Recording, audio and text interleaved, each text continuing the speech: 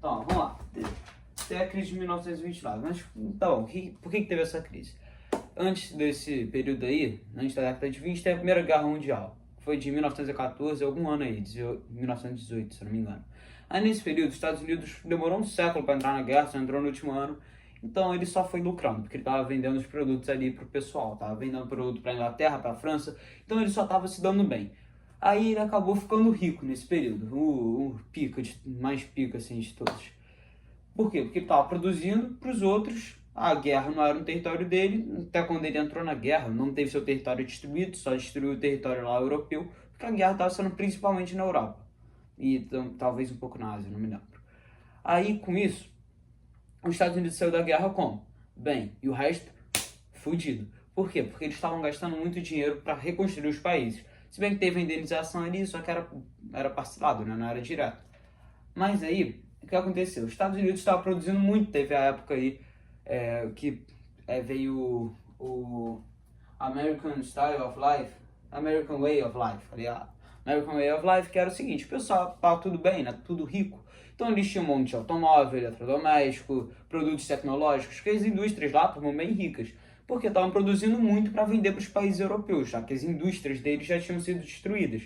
Mas na década de 20, mais para o final, quase na década de 30, essas indústrias, principalmente da Alemanha e da Inglaterra, e da Itália, sabe, esses países assim, França, que tinham uma indústria bem desenvolvida, estavam voltando a funcionar. Os Estados Unidos cagou para isso, então eles continuaram produzindo em massa. E o que acontece quando você produz muito e os outros países já não compram mais? Está produzindo para vender para os outros. Os outros países estavam lucrando, já estavam conseguindo vender seus próprios produtos, produzir seus próprios produtos, então não precisava mais, não dependia mais dos Estados Unidos. Então os Estados Unidos não tinha muitos produtos sendo produzidos e pouca demanda. Então, o que acontece? Tem que diminuir essa produção em massa. O que acontece quando você tem que diminuir? Você tem que demitir trabalhadores. Quando você demite, tem um grande desemprego. E esses produtos aí começam a vencer, também tem uma grande inflação por causa disso. Esses produtos daí não são vendidos porque não tem mais país para comprar, não tem mais gente para comprar. E ó, pensa comigo, você tem os produtos lá sendo vendidos. Aí a população, muitas pessoas são demitidas das fábricas, das indústrias, porque você vai ter que diminuir a sua produção, então você não precisa mais de tanta mão de obra. Se você tem pessoas sendo demitidas, essas pessoas vão trabalhar onde? Em lugar nenhum. Então tão pobre, tão fodido. Se não tem dinheiro, vai comprar da onde? Então, o pessoal dos Estados Unidos, os estadunidenses, já eram pobres, não tinha como, estavam ficando pobres, muitos demitidos, não tinha como comprar os produtos das indústrias deles.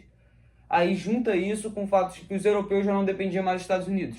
Quem é que iria comprar aqueles produtos? Aí aqueles produtos foram ficando mais baratos, a economia já estava parando de se movimentar e antes disso acontecer, os empresários já venderam as suas ações dos bancos dos Estados Unidos antes deles falirem.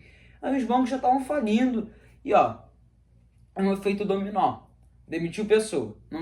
Quando você demite, essas pessoas ficam sem trabalho. Se está sem trabalho, está sem dinheiro. Se está sem dinheiro, não tem como comprar. Aí a indústria já não tem para quem vender seus produtos. Já estão falindo. Então tem uma estagnação da economia, que não se mexe mais. Aí teve uma superprodução, foi uma crise de superprodução.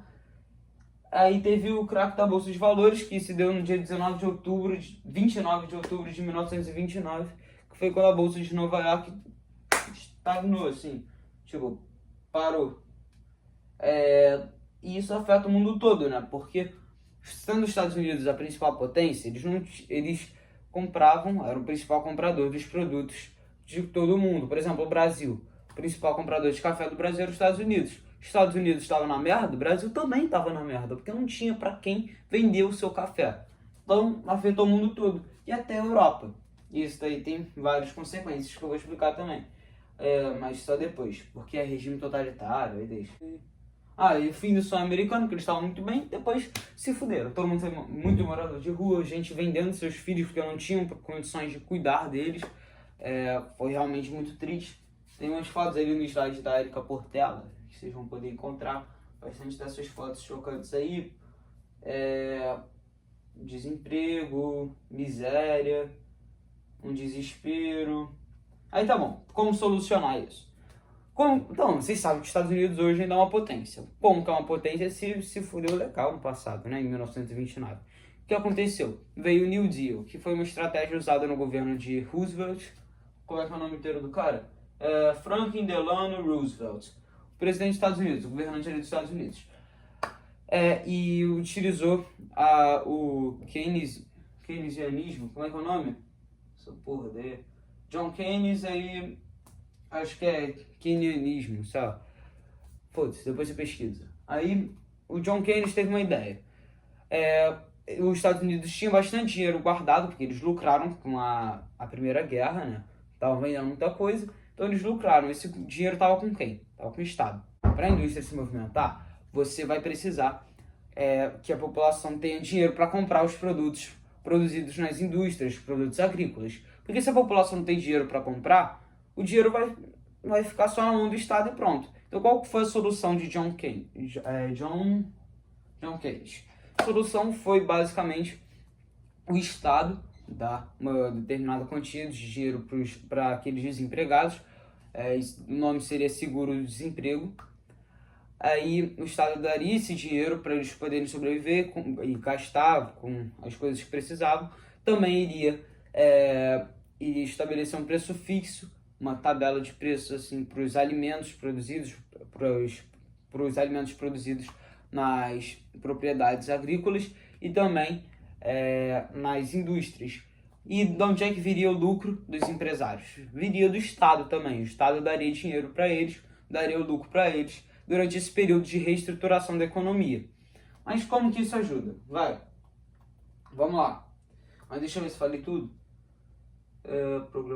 Também tem programa de obras, porque iria começar a organizar obras e com isso iria precisar de emprego. Precisando de emprego, vão ter pessoas recebendo salário do governo. Pessoas recebendo dinheiro do governo, o dinheiro circula também.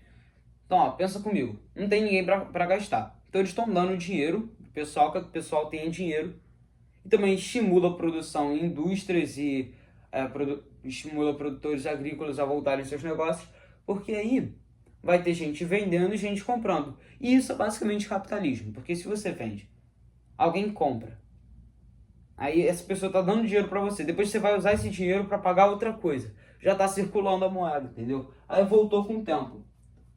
Então, qual foi o grande baque da crise de 1929?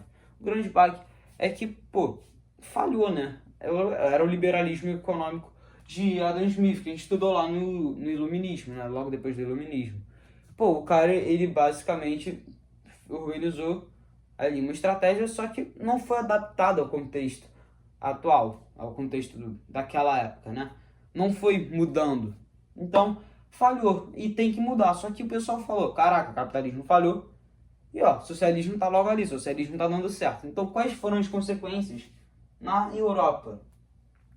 As consequências na Europa foram que vários países foram impactados, como já falei, o mundo todo foi impactado por isso, e os europeus, muitos viram o capitalismo falhando, foram impactados porque os Estados Unidos não estavam mais comprando seus produtos, e com isso também tem o socialismo da União Soviética que está funcionando muito bem. O pessoal ele tá com emprego, tá com comida, tem o básico. E muitos não estavam tendo isso graças à crise do capitalismo. O socialismo estava bem, o capitalismo estava mal. Então, o que eles vão pensar, né? O capitalismo está ruim, vamos para o socialismo. Mas aí muitas pessoas ficaram com medo desses grupos que surgiam defendendo o comunismo, o socialismo da União Soviética. Principalmente na Itália e na Alemanha. Então formaram-se grupos opositores do comunismo que iriam reprimir estes grupos. E também dá para perceber que não estava funcionando aquela estratégia